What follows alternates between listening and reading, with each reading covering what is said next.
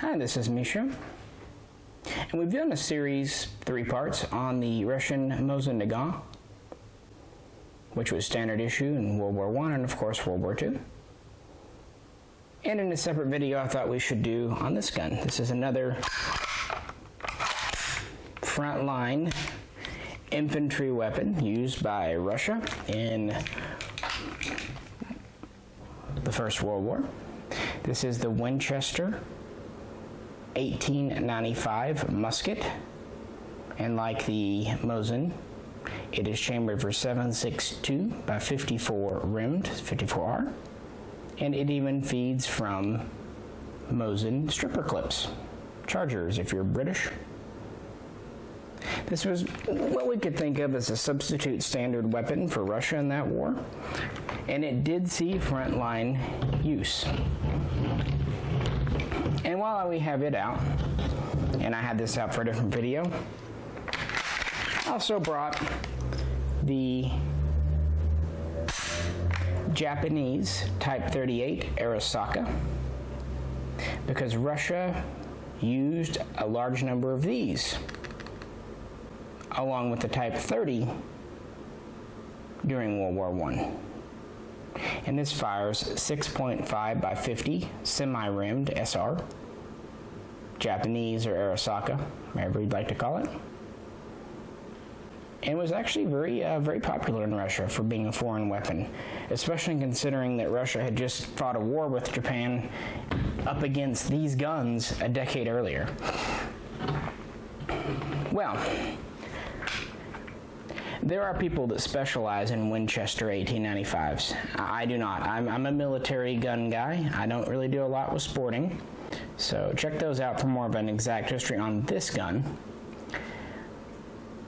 This was not the first John Browning lever action design to be chambered for smokeless powder. However, it was the first to be designed specifically with smokeless powder in mind. It's just a stronger version of his lever system.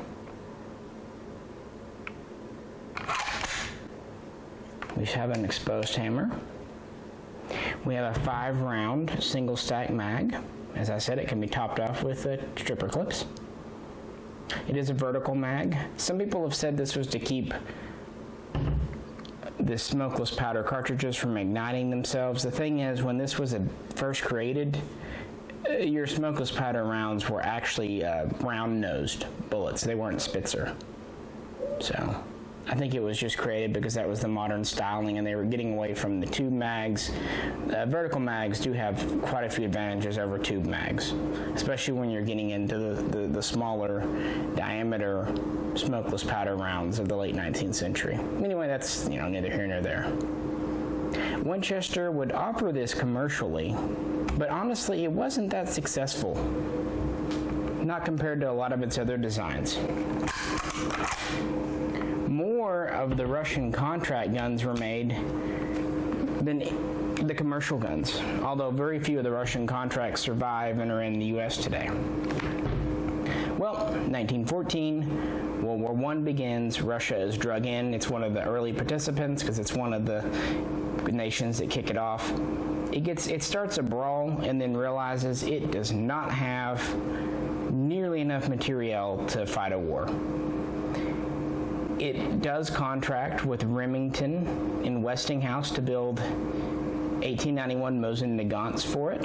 Originally it wanted them to build about 3.3 million together, of which fewer than 500,000 were actually delivered to Russia, but that's in episode 1. And it also wanted Winchester to build Mosins for them. However, Winchester said, well, look, if we tool up to make Mosin-Nagants, it's going to take time. But we have this 1895 production line that's pretty inactive. The gun hadn't been a great seller for them.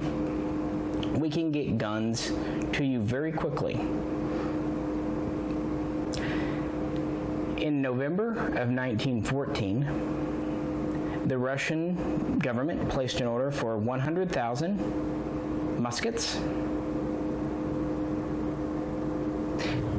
And these are pretty much the militarized version that Winchester had been offering for its lever gun for 50 years at that point. We have a 28-inch barrel. We have a very traditional bayonet lug. Of course, unprotected front sight. We have a stacking swivel. We have a standard sling swivel. Full-length handguard. We have a shorter upper handguard. We have a rear sight specific to the Russian that's graduated in Arshins, which is a Russian measurement. The action is pretty much the same. Chambered for 7.62-54, as I said. We do have these guides, one on each side, screwed into the receiver for a Mosin stripper clip. We have a quick detaching style of rear sling swivel.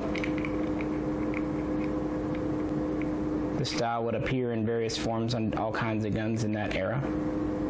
We have kind of a more Western style hooked concave butt plate, and we even have a trap door in it for storing a cleaning kit or whatever else. So we have a storage compartment in the stock, which is a very military feature, and of course just a steel butt plate. Well, true to their word, Winchester was able to deliver the first Russian contract muskets in June of 1915, and Russia was happy with them and placed a second order for 200,000 just 2 months later in August. And Winchester would actually quite quickly get those over. Out of the 300,000 ordered, it seems like just under 295,000 made it to Russia. So actually, you know, a very good number. The few guns that were lost were either didn't pass inspection, didn't make it out of the U.S. for different reasons, were damaged in transit. You know, it's a long way, it's during a war. But, you know, it's a pretty good ratio. So they had nearly 300,000 of these that they actively used in World War I. And these did see frontline use. Soldiers, generally speaking, like them. It's kind of heavy on the receiver, but otherwise it's pretty light and trim. It's a very slim gun. 28-inch barrel is the same length as the Russian Dragoon Mosin. Recoil is pretty stout on these, but when you're in the trenches or wherever, I doubt it matters that much. They seem to have performed as well as could be expected out of a lever action. They had a good reputation. They weren't near as durable, of course, as a Mosin-Nagant, but they performed better than one would think.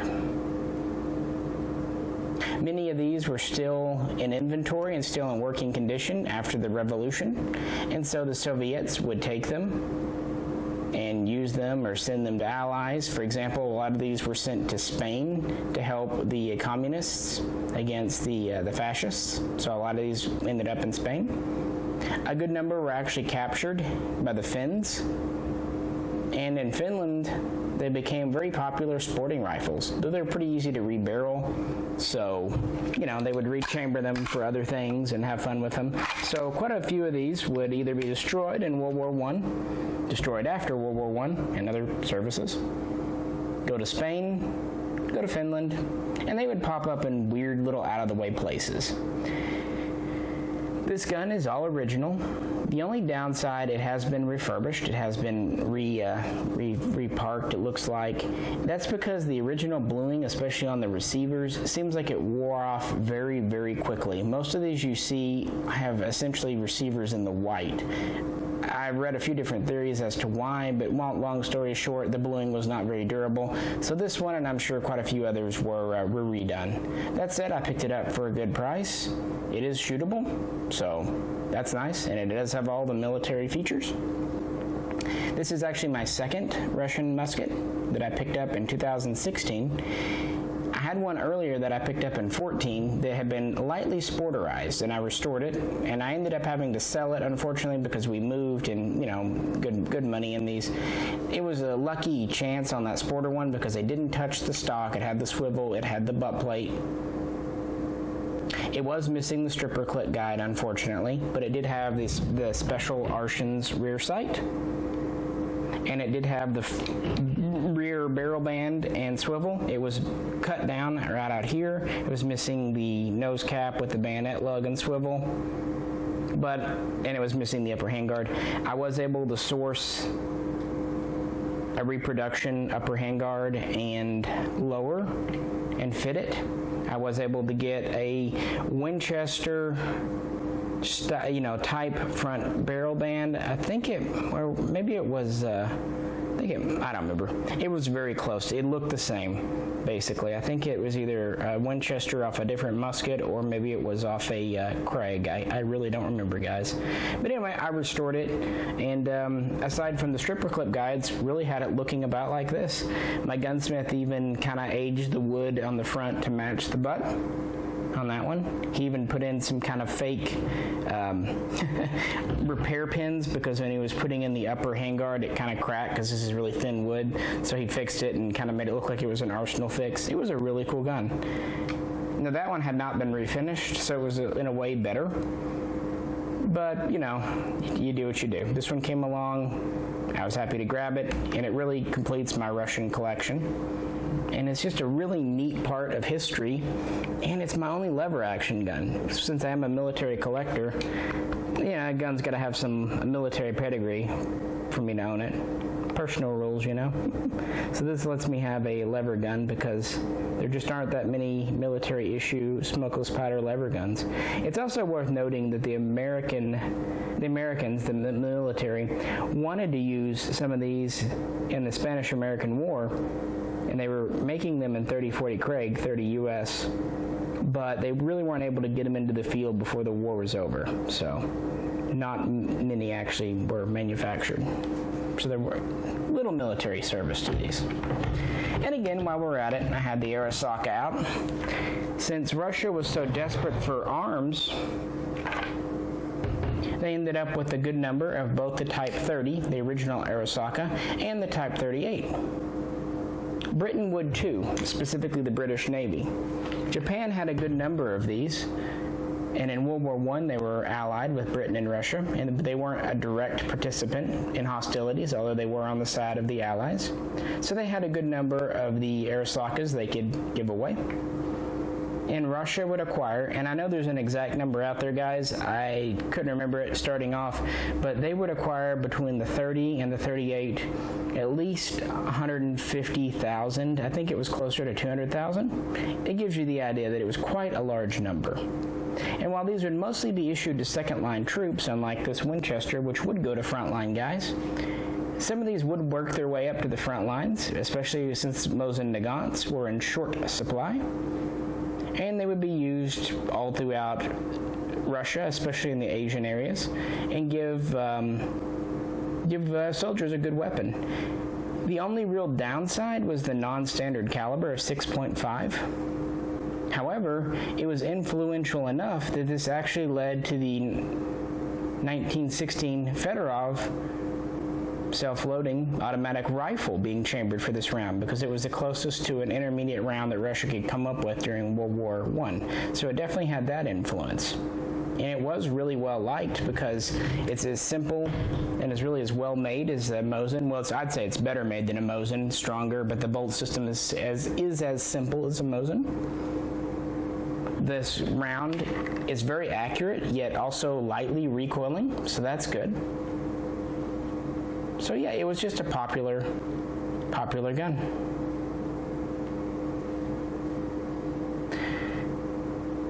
After World War I, Russia would basically get rid of these. They would give them away. A lot of them would be destroyed through attrition. And again, quite a few would wind up in Finland, and they would be repurposed by the Finns.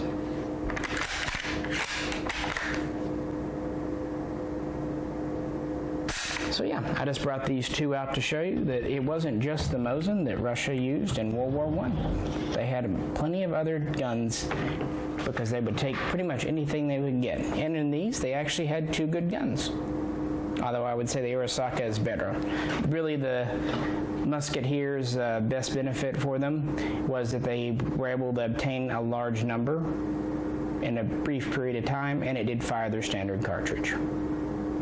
Well, if you haven't already watched our Mosin-Nagant videos, please do so. And if you haven't already watched our Arasaka videos, that would be good if this interests you. If you have any questions or comments, please post them below. And if If you could, please click like and subscribe if you have not done so. As always, this is Misha. And please tune in again soon for more hopefully interesting videos. We'll catch you then.